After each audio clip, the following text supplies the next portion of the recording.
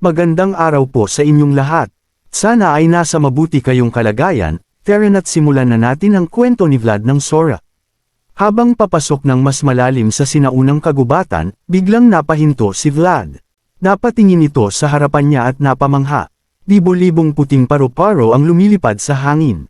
Kumikislap ang mga ito at nagbibigay liwanag sa napakalaking punong balot ng lumot, ang World Tree. Dahan-dahan niyang ibinaba ang kanyang depensa at tumangala. Anong lugar ito? Mahinahon nitong tanong. Ramdam niya ang napakalakas na mana sa paligid. Lumapit ang priestess sa tabi niya at kalmadong nagsalita. Sinabi nito na kailangan niya dong ipakita ang kahel na hiya sa World Tree. Gagamitin daw ito bilang tulay para pagdugtungin ang dalawang mundo. Seryoso ang kanyang mga mata. Malinaw na mahalaga ang gagawin nila. Tumingin si Vlad sa kanya at tumango. Gagawin ko, sagot ni Vlad. Hinawakan nito ang kanyang espada at sa isang maayos na galaw, hinugot niya ito at lumuhod. Pagkatapos ay itinayo nito ang espada sa harapan at itinuro ang dulo nito pababa, para siyang isang kabalyerong nanunumpa. Lumuhod din ang priestess sa tabi niya at pumikit, tila nagdarasal. Unti-unting nagbago ang paligid. Dumami ang mga paru-paro at pamatong ito sa ginintuang amber. Pagkatapos ay may lumitaw. Isang kamay na gawa sa liwanag ang dahan-daang lumabas sa harap ni Vlad. Hinawakan nito ang kahel na hiyas sa kanyang espada. At sa isang iglap ay mas lalong nagliwanag ang hiyas, at parang nag-react ang World Tree. Ang puno ay nagningning, at ang mga dahon nito ay naging kulay ginto. Umabot ang liwanag hanggang sa kalangitan. Tahimik lamang na nanood ang priestess at tila nagliwanag ito. Pagkatapos ay tumingin ito sa World Tree at bahang niyang ngumiti. Habang si Vlad naman ay nakaluhod pa rin at ipinagpatuloy ang ritual. Kalaunan, ang liwanag na anyo ay naglaho at naging mga paru-paro na muling lumipad sa paligid. Nagsimulang manginig ang kanyang espada. May nararamdaman si Vlad, para bang may koneksyon ito sa puno. Isang napakalaking bagay na unti-unti niyang nauunawaan, ang mga posibilidad na tinatago ng World Tree. Sa mga sanga, may mga maliliit na puting usbong na lumitaw. Isa sa mga ito ay Bamuka, at mula roon, isang nilalang na naganyong parang isang reyna o diyosa. Sa kanyang mukha, makikita ang kabaitan at pag-asa. Unti-unting napuno ng liwanag ang buong puno. Pagkatapos ay niyakap nito ang priestess na naganyong espiritu. Dahil sa pangyayaring ito, nagsimula ang isang bagong panahon para sa mga elf. Nagulat ang mga matatandang elf at tinawag ang kanilang pinuno. Makikita ang Grand Elder na emosyonal habang sinasabi nito na matagal na niyang hinintay ang sandaling ito. Habang si Lord Var-Adis ay napatigil at napatingin sa maningning na liwanag na nilabas ng World Tree. Sa iba't ibang lugar, ay tumigil ang mga elf sa kanilang ginagawa at tumingin sa langit na parabang namangha sa kanilang nakita. May bagong simula at kailangan itong protektahan. Sa ilalim ng puno, hindi gumagalaw si Vlad. Mas hinigpitan nito ang hawak sa espada. Nasugatan ang kanyang mga palad, pero hindi siya bumitaw. Tumulo ang dugo sa talam at bumagsak sa lupa.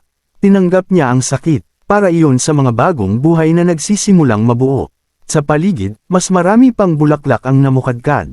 Lumabas ang maliliit na hayop na espiritu, mga ibon, kuneho, at sorrow na gawa sa liwanag. Sa nayon, may mga elf na napaiyak at sinabing, matagal daw nilang hinintay ang sandaling ito.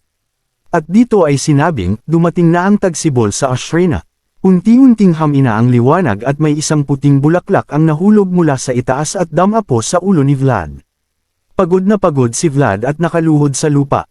Sugatan ang kanyang mga kamay at patuloy na dumudugo. Lumapit ang priestess at tinanong kung ayos lang daw ba ito. Kahit pagod, ngumiti si Vlad at unang tinanong kung namukadkad ba ang mga bulaklak. Sumagot ang elf na oo, at nagpapasalamat ang mga ito sa kanya. Napabuntong hininga naman si Vlad at ngumiti sa kaginhawaan. Humingi ng tawad ang priestess dahil sa sakit na dinanas nito, ngunit umiling si Vlad at sinabing pinili niya daw ang landas na ito at ayaw nitong maputol ang sandaling iyon. Nabigla ang priestess sa sinabi ni Vlad, at namangha sa bait nito. Napansin ni Vlad na nawawala ang amber na hiyas. Nag-alala ito kung paano niya ito ipapaliwanag sa pamilyang Hinel ang buong nangyayari. Bigla nitong naramdaman na may kakaiba. Pareho silang tumingin sa isang bahagi ng ugat ng puno. Sinabi ng priestess na pinapayagan na siyang makita ang isang bagay. Mula sa loob, may lumabas na maliwanag na ilaw. Isang banal na espada ang nagpakita, isang sinaunang kayamanan. Pero agad ding nagbago ang pakiramdam ni Vlad. Naramdaman ni Vlad na parang may galit ang espada sa kanya. Para dong itinataas ang talim nito papunta sa kanya. Nang tumulo ang dugo nito, nag-react ang espada. Napagtanto ni Vlad na hindi ito simpleng gantimpala, kundi isang babala. Biglang may malakas na puwersa na nagtulak kay Vlad. Sinabi nito na wag daw itong lumapit. At biglang may lumitaw na parang multo at sinabing, ang maliit daw na bagay na hindi pa kayang imulat ang mga mata. Nagulat si Vlad sa lakas na binigay nitong aura. Pagkatapos ay hinawakan nito ang espada, at nagbabalang umalis ito sa kanyang harapan bago niya ito hatiin. Natakot si Vlad at bigla siyang bumalik sa realidad. Tinanong ng priestess kung ayos lang daw ba ito. Habang hinihingal ay tinatanong nito kung ano ang espada na iyon. Ipinaliwanag ng priestess na iyon ang espada ng Swordmaster. Natakot si Vlad sa sinabi ng priestess. Sinabi ni Vlad na kung bakit nandito daw ang espada ng Swordmaster. Sumagot naman ang priestess na ibinigay daw ito ng Swordmaster. Tuloy pa nito na ang espada na ito ay ang espadang tagapagtanggol at ang espada ng dugo na pumatay sa hindi mabilang na mga kaaway. Ito din daw ang ginamit para patayin ang isang napakalakas na dragon, at ngayon ay nagsisilbing proteksyon ng World Tree. Tinanong ni Vlad kung ano daw ba ang pinuprotektahan nito. Sumagot naman ang priestess na ito daw ay laban sa mga nilalang na gustong kontrolin ang kapangyarihan ng World Tree. Sa huli, ipinakita ang isang nakakatakot na mata ng dragon. Ang espada ay ginawa upang protektahan ang mundo mula sa mga dragon. Lumipat ang eksena sa loob ng kwarto ni Vlad, na kung saan nakahiga ito sa isang malaking kama. Hindi siya gumagalaw habang nagpapahinga sa ilalim ng makakapal na kumot matapos ang nakakapagod na ritual.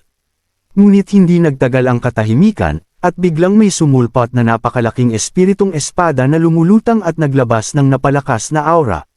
Pagdilat ni Vlad, ay may isang espiritong katulad ng nakita nito sa loob ng World Tree, at binalaan itong wag na muling magpakita sa kanya.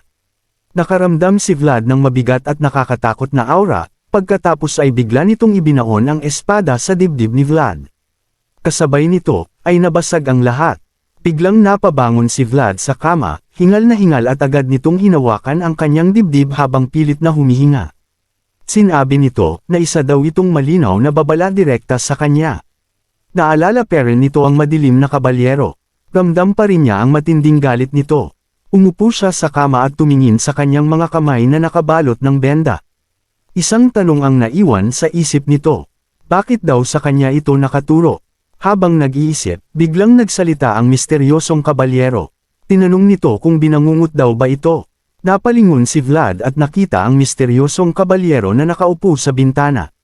Tuloy pa ng matanda, na ano daw ba ang nangyari sa kamay nito? Pinunapan nito ang sobrang kapal ng pagkakabalot. Napatingin si Vlad sa kanyang mga kamay at nagtaka.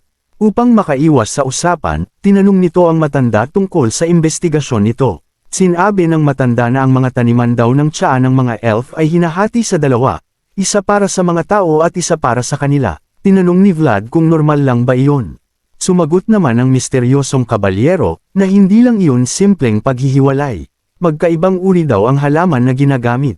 Tuloy pa nito, na ang ibig sabihin daw ay sinadya ito mula sa simula. Pagkatapos ay sinabi nito ang mas mabigat na katotohanan, ang tiya daw na para sa mga tao ay itinanim na may kasamang galit. Nagtaka si Vlad kung bakit nagkaganon. Tuloy pa ng matanda, na ang galit daw na iyon ay galing sa nakaraan ng imperyo. Tinanong ni Vlad kung ano daw ang ibig niyang sabihin. Ipinaliwanag ng kabalyero, na sa ilalim daw ng liwanag ay may isang madilim na kasaysayan na puno ng dugo at paghihirap. Ayon sa kanya, maraming elf ang naging biktima noon. Para sa mga elf, ang mga tao ay hindi naiiba sa halimaw na dragon na sumere sa kanilang tahanan. Kung ang dragon ang sumire sa World Tree, ang mga tao sa imperyo naman ang nagtaboy sa kanila sa pagkatapos. Napatahimik si Vlad at nagulat sa kanyang nalaman. Sa labas ng bintana, tumingin ang matanda sa kagubatan. Sinabi nito, na nagiging mas komplikado daw ang sitwasyon. Ang humihinang imperyo, at ang bagong sibol na World Tree. At balang araw daw, ay haharap ang imperyo sa bunga ng sarili nitong kasalanan. Pagkatapos ng mabigat na usapan, nabasag ang seryosong pag-uusap. Nalaman ni Vlad kung sino ang may gawa ng kakaibang benda, ang priestess. Habang tinatanggal nito ang benda, nagreklamo si Vlad na masyado dong mahigpit ang pagkakatali. Pero imbes na humingi ng paumanhin, pinagalitan pa siya nito kung bakit hinawakan niya ang talam ng espada. Sumagot naman si Vlad, na paano daw nito malalaman na ganoon ang mangyayari. Nagsalita naman ang priestess, na ang mga tao daw na gumagawa ng mga dahilan ay hindi nagbibigay inspirasyon at pagtitiwala. Habang nagpalitan sila ng isasagot, ay nakatingin lamang ang matandang kabalyero, si Gerta at ang mga gwardiya ng priestess na parang nahihiya sa kanilang mga naririnig, hanggang sa aminin ng priestess na first time din niya iyon. Pagkatapos, ay tuluyan nang natanggal ang benda. Nang inig naman si Vlad sa sakit at lumabas ang malalalim na sugat sa palad nito. Sinabi ng priestess na maghintay lamang daw si Vlad at may kukunin lamang ito. Ngunit sinabi ni Vlad na hindi pa daw talaga nito nagawa dati. Napahinto ang priestess, inamin ng priestess na napanood lang niya kung paano ito gawin.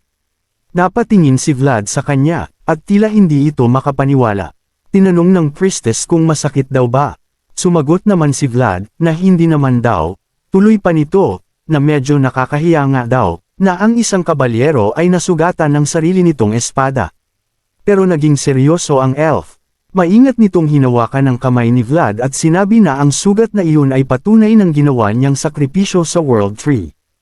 Habang kumuha ng espesyal na gamot, ay biglang nanginag ang kanyang kamay. Tinanong ni Vlad kung anong nangyari sa kanya. Sa isang iglap, isang malamig na enerhiya ang kumalat sa buong katawan ni Vlad. Nanigas ito habang may mga imahe na pumasok sa isip niya, ang Death Worm, ang Lindblom at ang kabalyerong si Mercia. Sinabi ng priestess na nandito na siya. Kasabay nito, sa malayong kagubatan, may isang napakalaking halimaw na sumalakay. Ito pala ay isang dragon. Madaling winasak nito ang mga elf na mga bantay, at pinagpira-piraso gamit ang kamay. Ngunit hindi sumuko ang kanilang pinuno. Sinabi nito na ang Dragong Hidhog ay lubhang napakalaki at hindi nila ito inaasahan. Sinabi ni Var-Adis na wag daw itong huminto at ipagpatuloy lamang ang pagdepensa habang ang mga elder ay naghahanda ng malakas na mahika. Kailangan daw nilang mapatigil sandali ang dragon upang may handa ang magic circle. Sumang-ayon naman ang mga kawal at hinigpitan ang kanilang depensa. Nang umatake na ang dragon ay panyana ito ng mga elf, ngunit tila hindi tinablan ng pag-atake ang dragon, sa halip ay winasiwas lamang nito ng kanyang ulo. Nabigla ang mga elf at sinabing, anong klaseng halimaw daw ba ang kaharap nila? Sumigaw naman ang isang kawal, na nakalabas daw ang leeg nito kaya inutos nitong atakihin ang leeg. Ngunit tila hindi pa rin tinablan ang dragon, at tiningnan lamang nito ang kawal at naglabas ng napakalakas na enerhiya. Nang inig ang mga kawal sa kanilang naramdaman at tila hindi ito makapaniwala. Nang umatake na ang dragon, ay may nagpakawala ng isang asul na enerhiya na tumama sa mata ng dragon.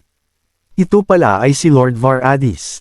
Sinabi nito, na isa dong posibilidad na kakapanganak pa lang, ay hindi dapat ninanakaw ng kasakiman. At dito nagtatapos ang ating kwento. At kung nagustuhan nyo ito sanay mag-iwan kayo ng like, at mag-subscribe na din kayo dahil malaking tulong na ito sa ating channel. Hanggang sa muli.